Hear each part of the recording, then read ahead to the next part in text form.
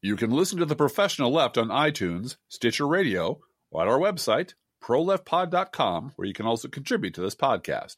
There's a PayPal button on our website, or you can mail us a letter and or contribution at P.O. Box 9133, Springfield, Illinois, 62791. This is the podcast for August 17th, 2018. It's not safe for work. Recorded live from the Cornfield Resistance, where our security clearances have never been touched, it's The Professional Left with Driftglass and Blue Gal.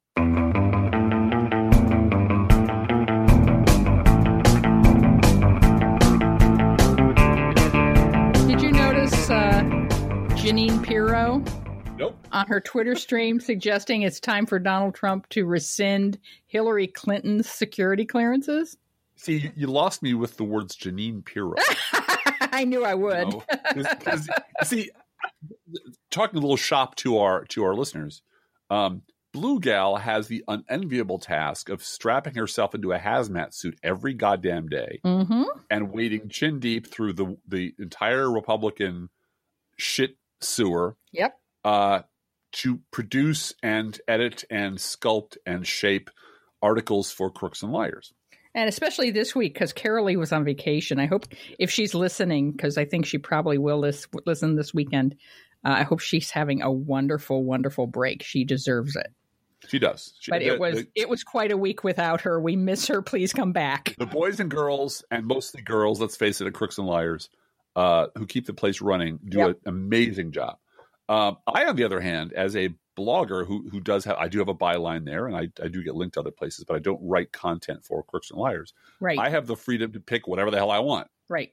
And if you don't want to write about Jeanine Pirro, you don't have to. Yeah. So we sometimes during our work day intersect with each other at different points along the spectrum of interest in what we're doing. We do. That reminds me of, just to start off the show, with rest in peace, Aretha Franklin. Rest in soul, yes. Aretha Franklin. I'm sure she's not. I'm sure she's singing wherever she is. Ali Velshi yesterday had Carole King on and Reverend Al to remember, because Reverend Al was very close to Aretha Franklin, to remember Aretha Franklin and to remember Natural Woman and how that song came about and so forth. And Ali Velshi said later, and he was covering for Chris Hayes, and said to Rachel Maddow when they switched shows over, I spent almost an hour today talking about Aretha Franklin and not talking about Donald Trump, and it was heaven. Yeah. So, I get that. And yes, I do have this hazmat suit on. Really, I have a mental hazmat suit on when I'm writing about things for Crooks and Liars, of just churn out the posts, get them done, do good. I'm proud of my writing. I'm proud of my work there, but I try really, really hard not to get emotionally connected in a sort of, I turn off. This is how I do it. I turn off the advocate and the activist in my brain and just have the journalist and the writer and the blogger going. Right. Because if I have the activist going and the caring part and the wanting to make things better and the wanting to change things, I will just melt down. Because you're writing about Fox and you're writing about, Jeanine Pirro. Like, Jeanine Pirro wanting Hillary Clinton's security clearance revoked. And all of the MAGAs out there that are just, do it. Take everything away from her. Lock her up. And they're still doing that. It's insane. Right. And they're going to. Well, and so my wife has to be like, it's the Poseidon Adventure. Deep dive. And she has to hold her breath and swim to get to the other side, and then do it again the next day and then the day after that. And I don't know, the luxury or the penance, whatever it is. I get very dialed in on what I'm working on. Yes, sure. So I literally am not aware of anything else going on around me. And I steal from you on a regular basis. So, sure.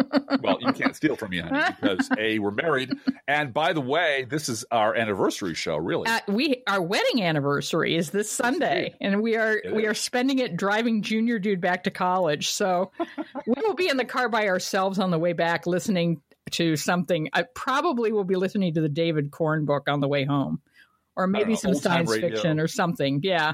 But we'll be listening to something fun for both of us. And usually Driftglass does all the driving and I do the knitting. So I don't know. I hear Janine Pirro has a new audiobook. So well, I think it's like get all caught up. I think it's like 4 out of the top 5 selling books this week are by Fox News employees and on-air personalities. And the 5th one is Rick Wilson. Yeah. And he is number 1. So, kudos to Rick Wilson for having a book entitled Everything Donald Trump Touches Dies be number 1 on top of all the Fox News books. But someone wrote me and asked me about that and said, isn't this just awful? These books are being written by Fox News people are getting sold. And I said, it's not as if they're being read. They're sometimes a book is not a book. Right. It's a talisman. It's a way for conservatives to prove to themselves that they have an intellectual basis for their philosophy. And so it's in this book. Have you read Mark Levin's new book? Nobody's read Mark Levin's new book. And it's also a bulk buy from from conservative organizations. The object of writing a book used to be to entertain and inform, uplift. You create a novel, you work really hard on the story. It's a thing, and there are people who still do that. There are still people who write political books that are very good and compelling. But right now, and really for the last 15 years or so, ever since Regnery Press got respectable, it started really cranking this stuff out because of New York City and money. Right, that's why. Period. Yep. Period. Full stop. And once the other publishing houses discovered that there's money to be made selling blocks of paper to meatheads, right? Everyone's in on this. Who need that confirmation that they have, like I said, it's a book and it's got to be true because it's in a book. Clinton Cash, have you read it? And so, that's why I think it was Threshold Editions hired Mary Madeline. Yes. The despicable Gorgon, Mary Madeline, to open up their conservative editions. And conservative in print because the money is green. Yep. And the purpose of those books, look, I've had a lot of different jobs in my life. I've had an awful lot of different jobs. And when people ask me where I'm from or what I do, I always have a very complicated answer because there's always different things. So I've done a lot of different things, but in my heart of hearts, the thing I've done most of my life is write, one way or another. One form or it's always been a component of your job. Yeah. It's always been a component of my job. It's always been a skill set I brought to even if it wasn't my job title, especially when it wasn't, I can frame a story. I know how to put things together in a way that makes sort of narrative sense in all kinds of different Driftglass, just as a personal side note, I wish when someone locally would ask you, what are you doing now? You would say writing rather than nothing. Okay.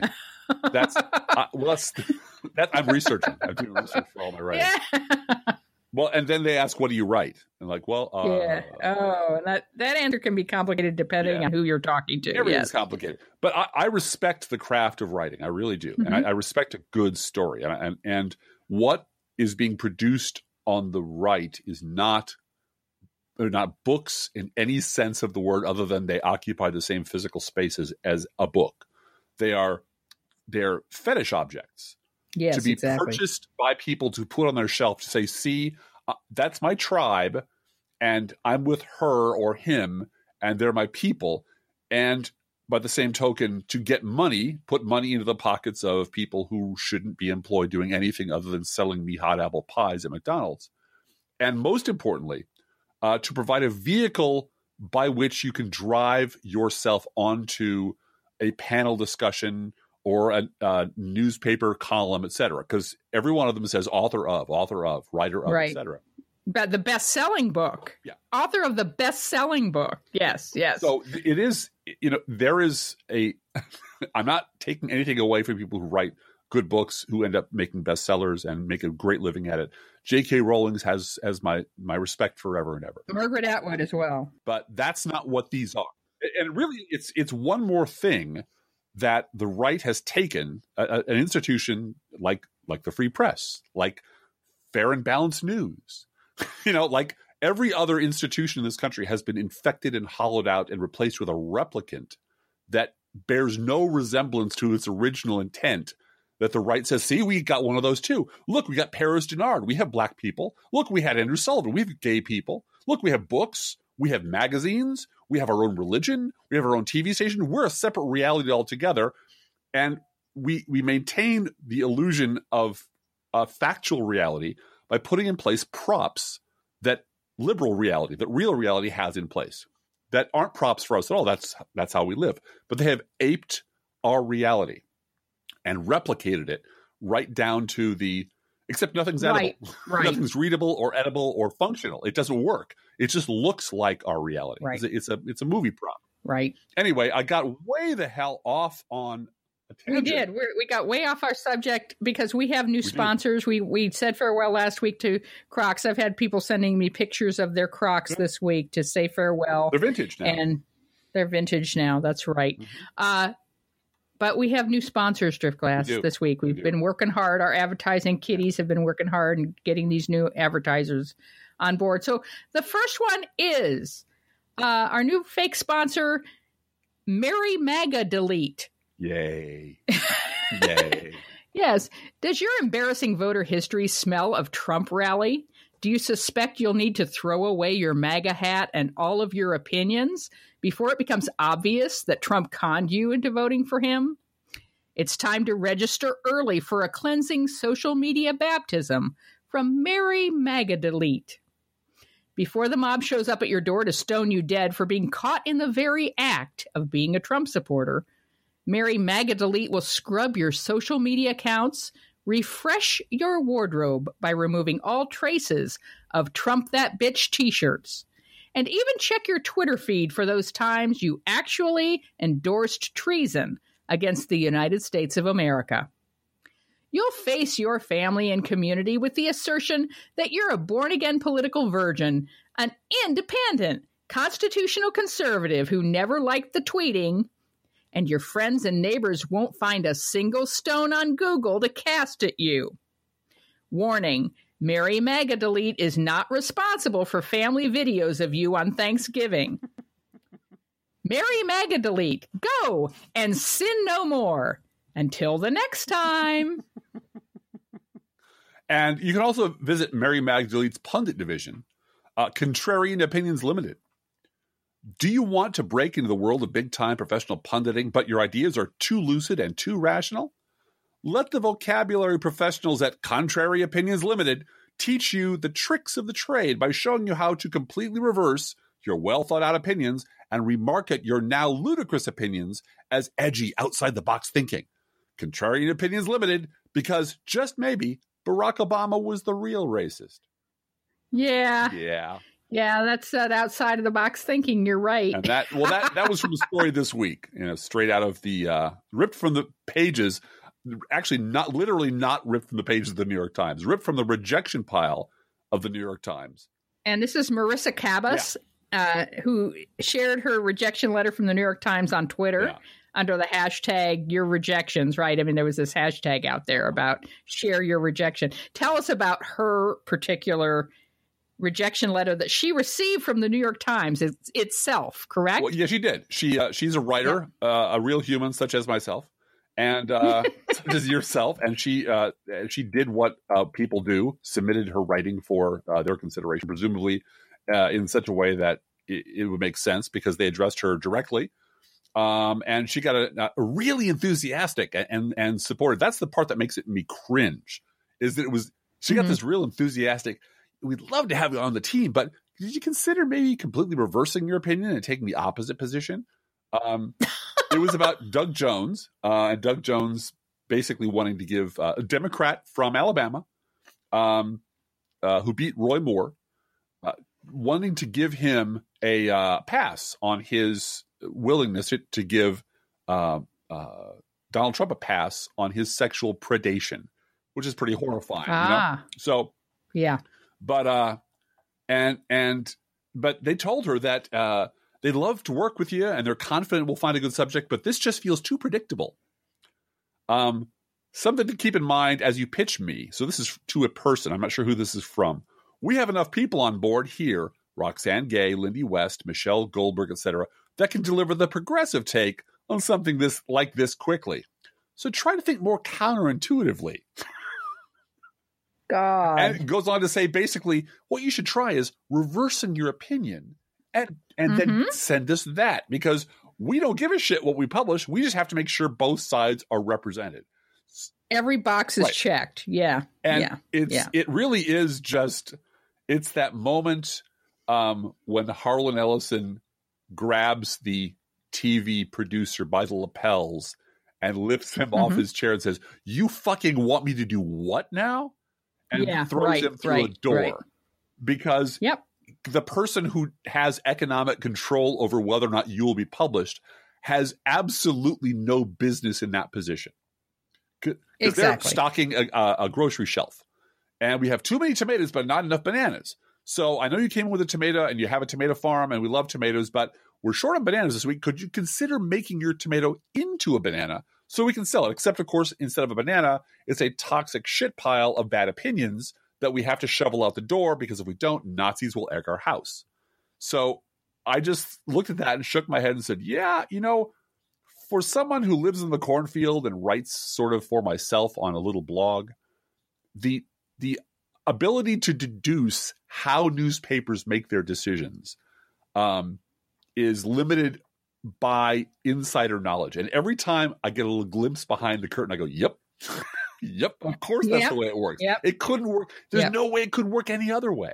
It has to work that way. Right. So that's where our advertiser came. Well, happy anniversary, Happy anniversary, darling. You and I will have been married 7 years on Sunday. Yeah. And so we know each other longer than that. We have. Well, we knew each other online for 3 or 4 years. And then we met officially face-to-face at a Shakespeare Sister meetup in February of 2008. So that's over 10 years. It was an Irish bar. Up in Evanston.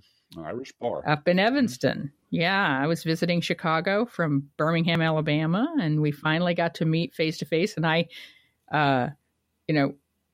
resisted the temptation to just get down on my knees and say, I'm not worthy, Drip Class. I'm not worthy. But turns out I was worthy, folks.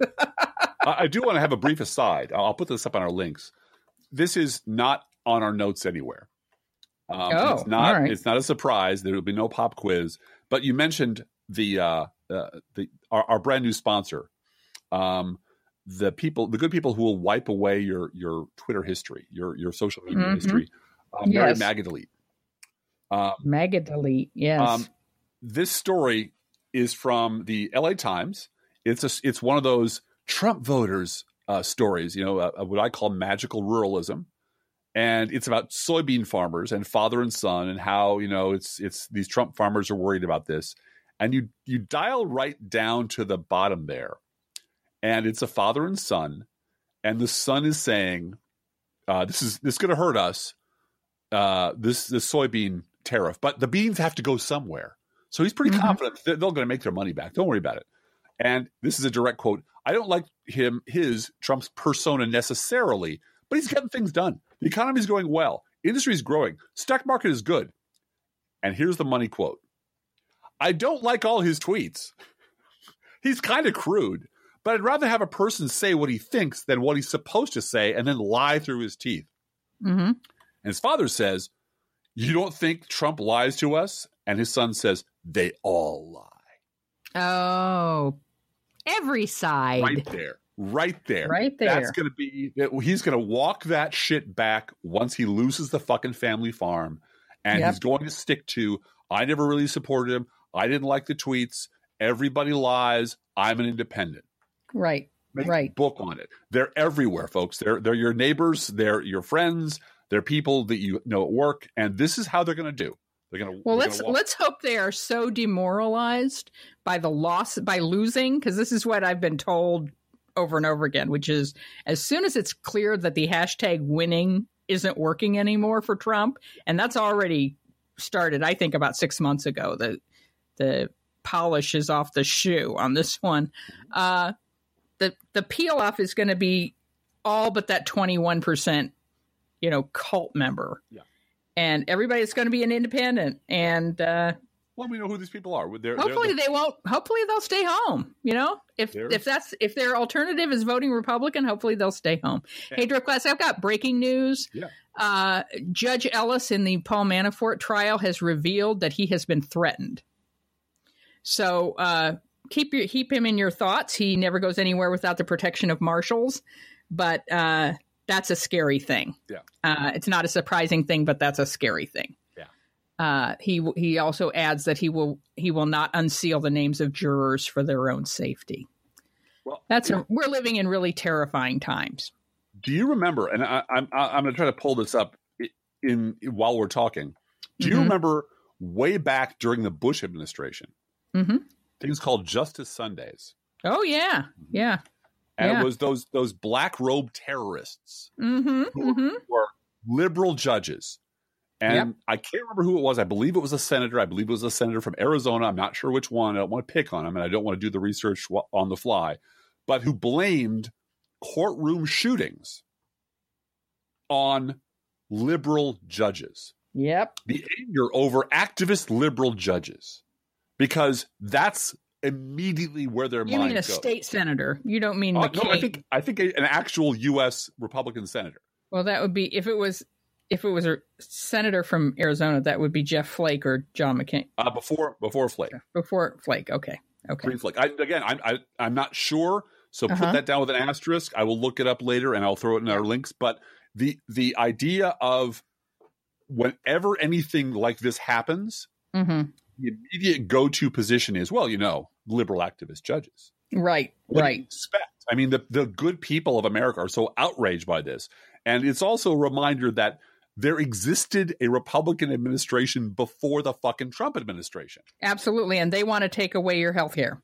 And those people... They want to take away public schools, and they want to take away nursing home care, federally funded nursing home care, and their ideas are terrible. And don't let people who want to dismiss Trump as an independent, who want to walk away from this, don't let them forget that they voted for Bush too.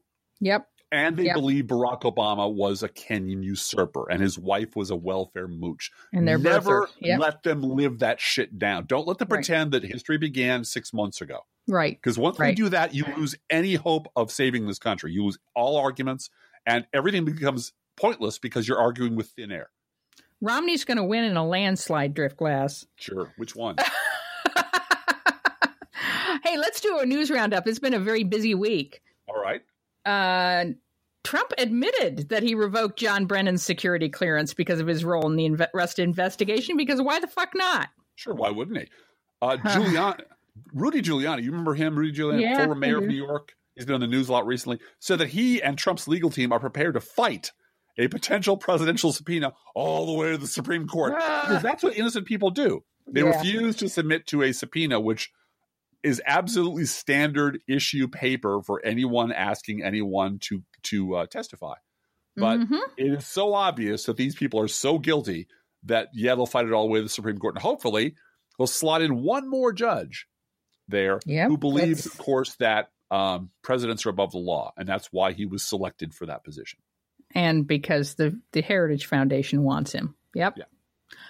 Omarosa Week. Yes, it certainly was. She claimed that. Yeah. Omarosa Manigault Newman. I don't want to be on a first name basis with this one. Okay. She claimed that Betsy DeVos said black students who booed her 2017 commencement speech lack, quote, the capacity to understand, unquote, what she's trying to accomplish, because that's not racist. No. By the way, the fact that school teachers in this country have to be on food stamps, someone tweeted this week. There are school teachers out there who are on food stamps. There are college professors who are stuck in, just being adjuncts who don't have enough to live on. Oh, yeah.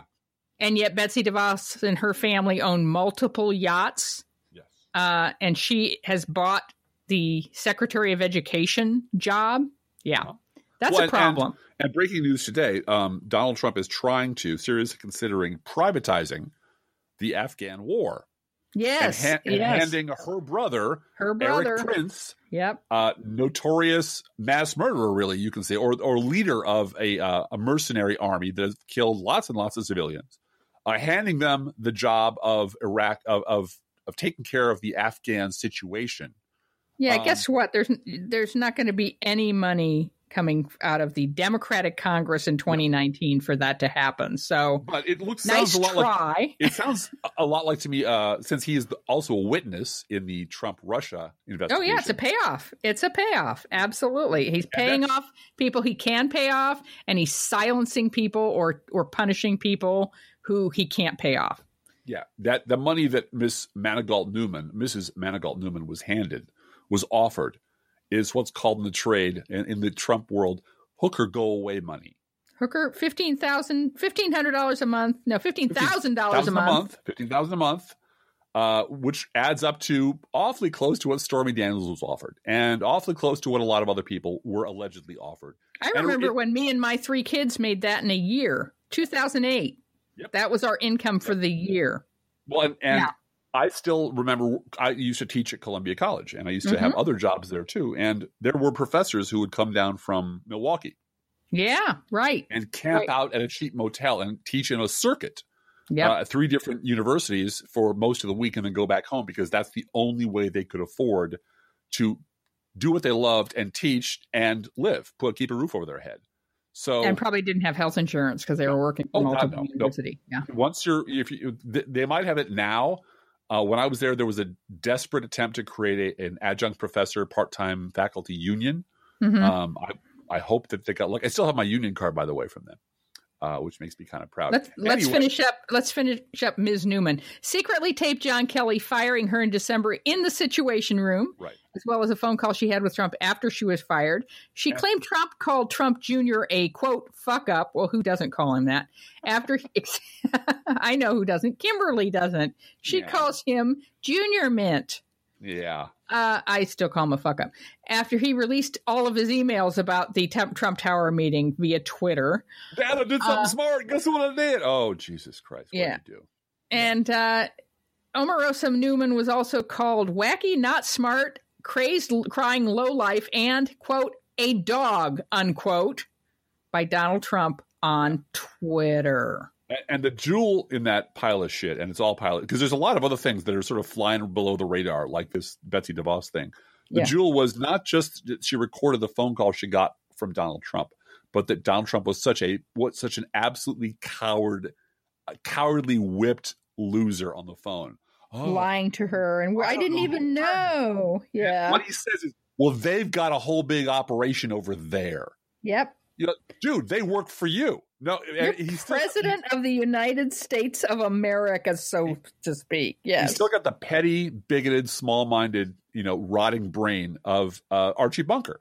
Yeah, and the system is something that exists over there, and their fault, and they're doing it to me, even though you're now in charge of it, and clearly you. So he's a coward. Among everything else, the only thing he is known for is firing people on TV, and it turns out he's too big a gutless shit to do that when called and asked directly. Or a pussy, if you will. I don't use language like that. It's gotten me banned from Twitter. In the car. It's gotten me all kinds of shit from a lot of assholes. Oh, I'm sorry. I just violated my own rules there. Read the next one. Yes. The FBI has investigated several cyber attacks over the past year targeting the Democratic opponent of Dana Rohrabacher. You might remember Dana Rohrabacher. He's an employee of Vladimir Putin.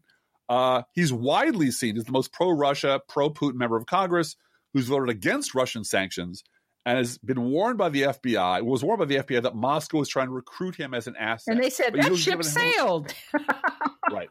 And you know who's giving him a run for his money? Who? Rand Paul. Yes, definitely. Says, hold my beer. Hold my libertarian beer there, Dana. I'm going all the way. All right. Sarah Huckabee Sanders was forced to apologize for claiming that Trump had created 3 times as many jobs for black people as Obama did during his tenure. Yes. Well, then she gave 3/5 of an apology. Yes. You wrote that. I didn't write that. Did. All right. Yes, I did. I put it in bold, too, so that we could both see it. 51% of Republicans, this was a few days ago, might be higher than that now, probably is, say the news media is the enemy of the people and not an important part of democracy. So mission accomplished, Republicans. Way to go. 10 Grain over at Mock Paper Scissors has a really good post about that, about the editorials that were put together and coordinated as a topic. They were not, the message was not coordinated, but all of these newspapers published a freedom of the press editorial. And 10 Grain did a really good post about you are just playing right into Donald Trump's hands if you do a coordinated effort to push back on that. All right. The FBI fired Peter Strzok for, quote, violating bureau policies. Like everything else Donald Trump is doing with the Russian investigation, this is straight up political retribution. Yeah, we know now for a fact that Paul Manafort sent recommendations, those would be the people who have been bribing him for a job, over to Jared Kushner in late 2016 for consideration. And I believe the response back was on it. On it, yes, so, he wrote on it. They're doing it right out in the open, folks. Well, they didn't have any expectation that they were going to have to hire an entire White House staff or an entire anybody. No, so why not sell the jobs to people? I mean, that's the point. Sure. Stephen Miller's uncle wrote an op-ed in Politico was it on Politico or was it at, I think it was Politico. It was everywhere. It was everywhere, yeah. I think it was Politico originally. Op-ed calling his nephew an immigration hypocrite, and boy, is he ever. His ancestors who would have been killed by the Nazis had there not been a nation in the United States that lived up to what the Statue of Liberty stands for. That took his family in, exactly. Period. Donald Trump this week signed a defense piece of legislation named after John McCain and refused to mention John McCain's name during the ceremony. Because he's a whiny-ass kitty baby pussy. Because it's just, what's the pettiest, shittiest thing I can do? And his base, many of whom are veterans, are standing on their hind legs like the trained hogs that they are, clapping and and he politicized another speech before, the armed services, which he promised he wouldn't do. So the Interior Secretary, Ryan Zinke, who should not be in his job anymore, period, blamed environmentalists for California's wildfires. Yeah, honestly. This will come as a shock, but an analysis of the Internet Research Agency in 2016 shows that 3 million tweets from accounts from that internet organization were organized to push support for Jill Stein's candidacy and slam Hillary Clinton. That's a Russian troll farm. So, again, I hate to say I told you so, not because it delights me less each time I do it, but because it's getting exhausting to say I told you so so often and so frequently and so fulsomely.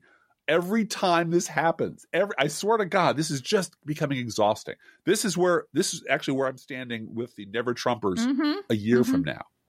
Once all of my good liberal friends who are going, Bill Kristol's, he's turned a corner. That Charlie Sykes, he's a guy, will discover, much to their surprise, they're back full of stilettos from their friends who've used them to save their own political asses, who've gotten past the immediate crisis, and now fuck you. We're going to reconstitute the Republican Party. We're going to do exactly the same evil shit we've always done, but we're going to get a better front man to do it. We'll get Ted Cruz to do it. Are going to be shocked at the betrayal. Are going to be shocked that their friends really never had any fucking principles to begin with. And at that point, I'm going to do the same dance I've been doing with Glenn Greenwald. I told you so. I told you so. I told you so. And trust me, for you bloggers out there and podcasters out there, there's no profit in being right about this shit. Nope. Trust me. Nope. There's no money in it. Yeah, I want you to talk about the one that you wrote about today. Let's just note. I will just note that the Illinois manufacturer Stax 2 Products is going to lay off 150 workers, close 2 factories, and move to Mexico. Why?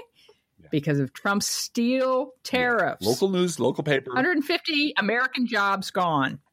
Because of steel tariffs. Specifically, in Central Illinois, 150 jobs, boom, gone. Thank you. But this is the one that caught my eye because this is the one that has gone national. It has gone national. I have something to add to it, but you go right ahead and tell us the basic part of it. Well, here's the thing. As you might know, there's a candidate we support named Betsy Dirksen-Londgren. We do. And she is a Democrat in Springfield who is taking on the guy who was one of the whip counters for Donald Trump in the House to get rid of my family's health care. Mm-hmm. And then have a beer bust afterwards. And his name is Rodney Davis. And Rodney Davis is going to lose. And he's losing because he deserves to lose. And he's losing because, as far as I'm concerned, all of their boats are tied to Donald Trump. All of them. And so they're getting kind of stupid and desperate and flailing and ugly. And one of his campaign staffers, who's been on Republican campaigns for a long time, and it's important for me to note that he's an African-American gentleman working for a Republican in the age of Donald Trump. So he's your Paris Denard, if you will, our local Paris Denard. His name is Levi Lovell. And Levi Lovell decided he would show up at Betsy Dirksen Londrigan's campaign event, which is fine. You can show up there as a Democrat, Republican, Independent, no problem at all. She'll meet anybody. She'll shake anyone's hand. But he decided to get good and liquored up and take his phone out and be an asshole. Yeah. And not just be any asshole, but wander around shoving people out of the way saying, is this discrimination? You're kicking me out. You're discriminating against me. You're discriminating. Hate speech. And shoving people and yelling at them and doing everything that you could possibly do to get your ass thrown out of a bar anywhere for any reason, much less a political reason. He was asked politely to leave a few times. The bartender and a few others escorted him to the door, and that's when he started throwing punches. Mm-hmm. So you can now see his mugshot. Yeah, we put it up at Crooks and Liars and your blog and a lot of other places. Yeah. You can now see, because he wasn't the only one there holding a phone camera, you can see Mr. Lovell set fire to his political future in Technicolor glory, also going viral. And you can see Rodney Davis apologizing for the fact that his campaign staffer did this and refusing to answer any questions about whether or not he was supposed to do this. Seriously. So it is a gift given to the Londrigan campaign. I don't think they need it, but it certainly, this is what I wanted to add to this, because Betsy Dirksen Londrigan, she did not try to take advantage of this story because Rodney Davis' campaign did fire. This guy was their manager of turf operations. Like, he was somebody locally in the campaign that was an official paid employee of the campaign. Right. And he was fired. As soon as they found out he'd been arrested for this act, he was fired. And Rodney Davis denounced his behavior and denounced what he did and said, we're trying to run a clean campaign and stay positive and stick to the issues and not drag ourselves down. He's had Rodney Davis has tried to put on this halo since the shooting at the baseball game in which he was playing, to say, we're all better than this and we're all better we should be civil with one another and so forth and so on. Okay. And to be fair, so far, he has not gone into negative campaign ads against Betsy. Betsy Dirksen Londrigan also released a statement today saying that, this behavior was unacceptable and that she would continue to hold public events and public town halls in spite of this invasion she didn't use the word invasion, but in spite of this occurrence, she would continue to hold public events and public town halls. Now, why would you underscore that, Blue Gal? Because Rodney Davis doesn't do that. No, Rodney Davis is afraid of people like me coming to his events and reminding him of his vote against my children and I having health insurance. Mm-hmm. And then going to a Bud Light beer blast in the Rose Garden with Donald Trump. Uh-huh. And, I'm not going to protest Rodney Davis drunk and holding out my cell phone saying you're discriminating against me and then throw punches when someone tries to stop me from doing that. But I will speak out and say, as your constituent representative, Rodney Davis, I am very upset about your vote against me and my health insurance. Mm-hmm. He doesn't want to hear that. He wants to speak. May I suggest you scream about turning your country into Russia? Yeah, I don't want to turn my country into Russia. Mm-hmm. That would be an honest statement to make. It really would. At long last, Katie Abrams' famous paranoid utterance is true. Yeah. And so Rodney Davis is terrified of his own constituents. Exactly. He does teletown halls, which I have attended, where you confirm on his website that you are a constituent of his. So you have to have the right phone number and put in your address and your zip code, because if you're not a constituent, he will not allow you on the call. Right. And then if you are a constituent, you can be on the call, but he has pre-selected those individuals who will ask a question on the teletown hall that you have to phone in and listen to on your telephone. So, and his events are primarily invitation only or scheduled way ahead of time and ticketed or in some other way limited in attendance. Now, I'm not going to promise that I will not be drunk and obnoxious and take Rodney Davis' name, but I'm saving that for the night of November 6th. Yeah. When we watch the votes come in. Yeah. And that's when we'll be popping. I'm not doing it early. Yeah. I understand the West Wing. I will go outside now and I will spit 3 times and turn around. Yep. And not risk the curse from the thing up on high. You better write a I got both speeches, honey. Yeah. I got both speeches. You got both speeches. I always have. Look, being a liberal means being on the losing side a lot. Yeah. So I have all kinds of concession speeches all lined up. One of the delights in being a liberal loser is that the good people at the American Conservative magazine today offered me an opportunity to advance my career. Because the good people at the American Conservative magazine decided to wade into the science fiction area. Oh, no. Yeah, because this is sort of a quote I used when I used to facilitate and lead writing groups by a guy named Christopher Evans, who's a science fiction writer. Perhaps the crispest definition is that science fiction is a literature of what if. What if we could travel in time? What if we were living on other planets, etc.? And there's an actual science fiction magazine from the 50s called If. Robert Heinlein has a story called If This Goes On. So the question of what if is a terrific hallmark of good literature, of speculation and possibility and dystopia and so on and so forth. However, it can be grossly abused. For example, today, the American Conservative magazine had this headline: "What if Russiagate is the new WMDs?" Well, imagine my surprise at learning that we're going to spend some time at a conservative magazine speculating that, sure, the Iraq War was a giant fuck-up, and sure, it was a terrible idea for all those people over there, not us conservatives over here, of course, but those people over there to get on board with this terrible idea. But what if it turns out Russiagate is just as bad? Hey, liberals, you can be in the same boat. And I thought about it, and said, you know what? You have a point. It's possible that Russiagate will turn out to be the WMD on the left. It's possible. Oh my God! Wait a minute.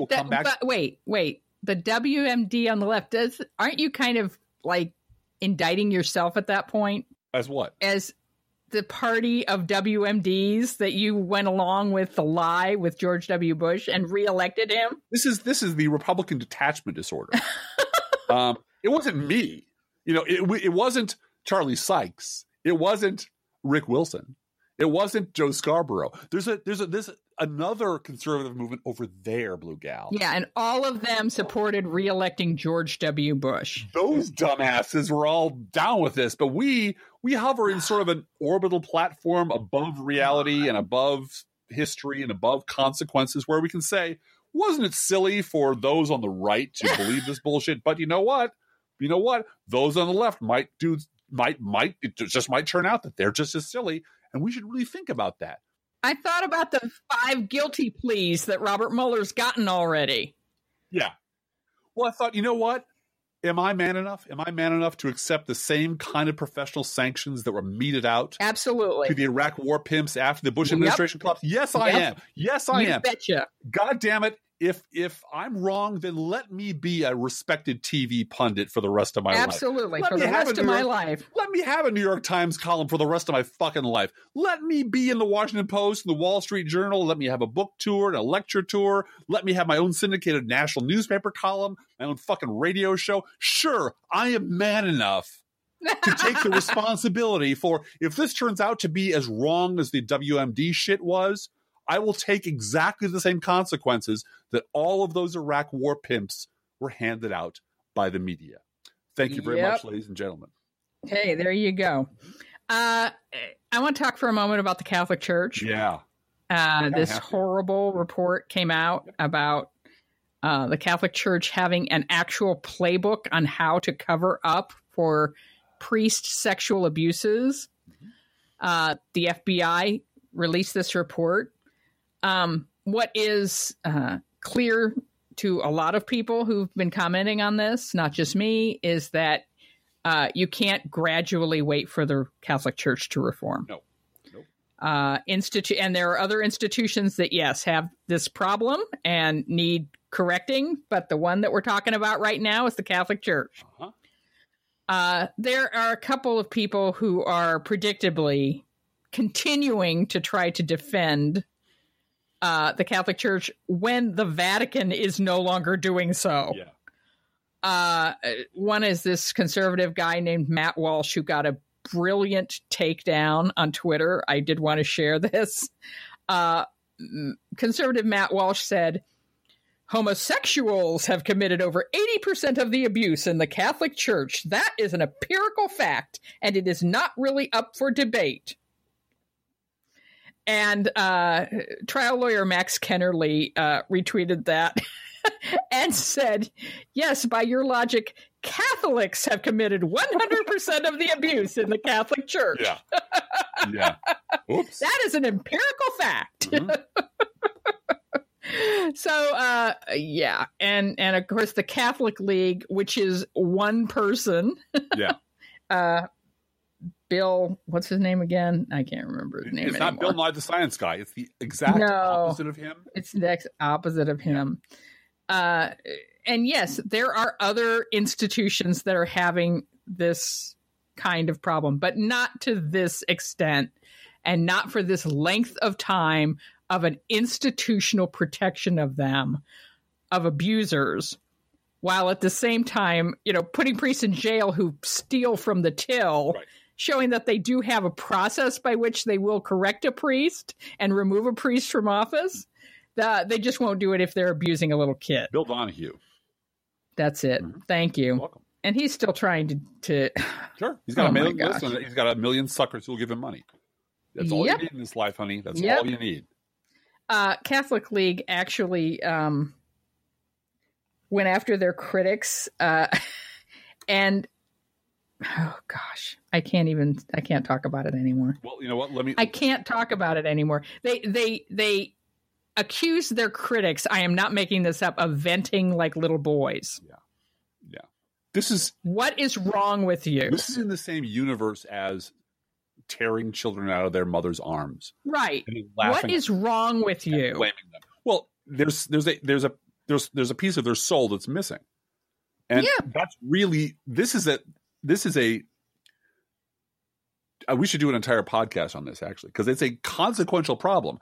You cannot communicate with someone who has gone to the dark side and who thinks abusing children is trivial or funny or they had it coming or that'll show them. You can't communicate with them. There's no possibility of getting them to understand that what they believe is evil, because they just don't accept that evil exists or that they're part of it, and you're never going to get them to see it. And the only way to deal with people like that is to stop them, is to sequester them, is to build an actual cultural and electoral wall around them and shame them into oblivion, and not give them political power, and not give them money, and not give them TV time, and not put them on the radio. And that's the problem with the marketplace of ideas. The marketplace of ideas is a good theoretical construct. But as someone said, if I have an orange crate and a bullhorn and you've got $1 billion, you're going to win. Yes, right. And there's no way around that. If you take money out of the equation, if you equalize access to the marketplace of ideas based on your credible ideas, what you believe, what you can prove, you take the idea that I don't want to listen to your fucking liberal facts because they make me uncomfortable out of the equation, liberals win all the time. Right. And that's the whole point of creating this artificial world with its fake books and its fake lawyers and its fake TV, is to have a world where there are no consequences for those kind of behaviors, because it isn't the real world. It's an artificial construct where evil people and stupid people and bigoted people can live and feel like they're living in a real world. It's all artificial. And it's gotten too big to pretend that we can just shrug it off and, well, it's just those guys. Well, it's just, it's just one election. No. This election, you have to register. You have to vote. You have to get out of your house and do something about it. And you have to pick one side or the other. Yeah. And don't complain about the choice you have to make, because it's a choice between our democracy continuing or not. Driftglass, we're going to sum it up. Do you have anything else you want to talk about today besides register to vote, help others register?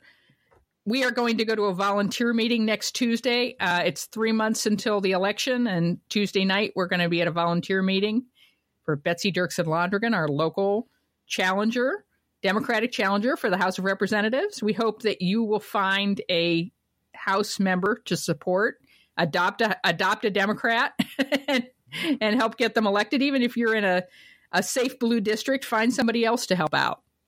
Well, I would like to say one thing, and this is something you brought up repeatedly, but you always bring up the problem of being of associating being a Christian with being a nice guy. Yeah. So when it comes to the matter of taking sides, at no point in the New Testament does Jesus stop taking sides. Right. At no point does he say, both sides, everyone, you're on your own journey. All paths are equal. No. It doesn't say that at all. And there's a very specific quote from Matthew that Charlie Pierce reminded me of from Jesus that says specifically, whoever welcomes a little child like this in my name welcomes me. But if anyone causes one of these little ones who believe in me to stumble, it would be better for him to have a large millstone hung around his neck and to be drowned in the depths of the sea. There are two sides to this issue. Yes. One's right and one's wrong. If you're voting for the side that's wrong, you own it. Yeah, and you own, if you're voting and not voting to get this man out of office, then you are betraying the children at the border. I'm going to be real clear about that. Yeah, you are. Period. You need to vote however pragmatically you need to vote to get this monster out of office. He needs to go. That's what we're about right now. And I realize there are people in safe blue districts who think they can vote their heart and so forth.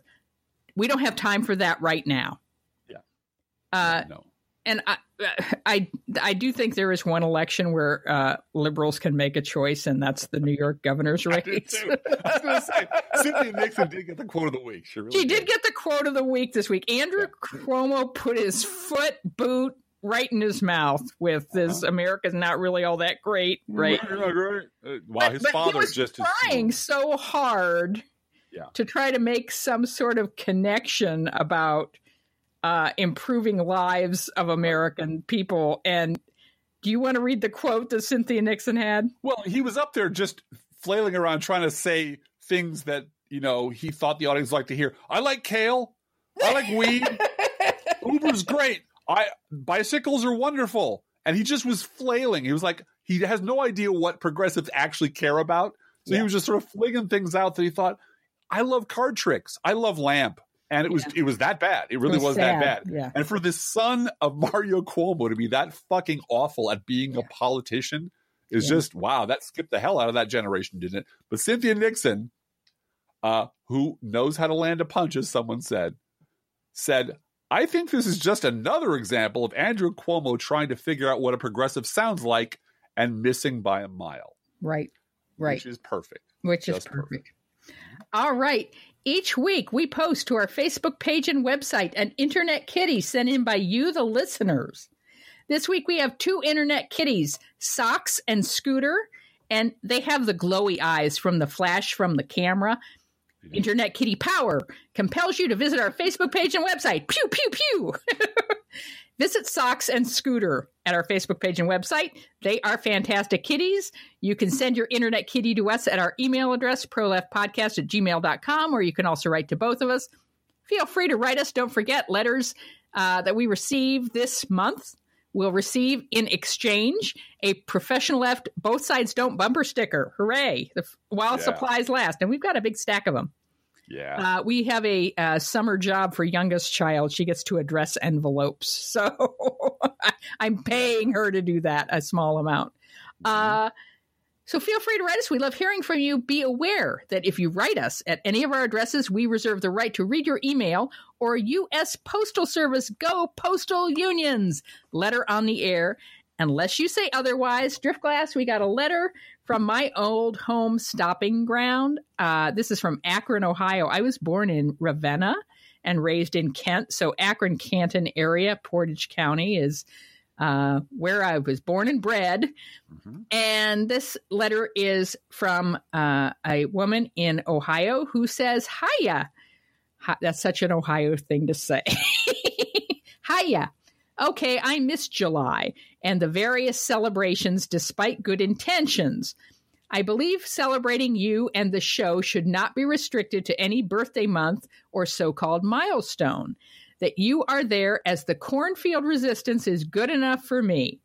Take the enclosed contribution and use it for whatever. You guys are appreciated. Please just keep on keeping on. Peace and hugs. And she signs it Levi's grandma. So we'll say hi to Levi and shout out to you and thank you. And you made it, your contribution made it here in time for our wedding anniversary. So too bad. No. Thank you very much for that. And you were asking me what I want for my anniversary. And I want you to just get me something to eat after we load up Junior Dude into his dorm room and drive away.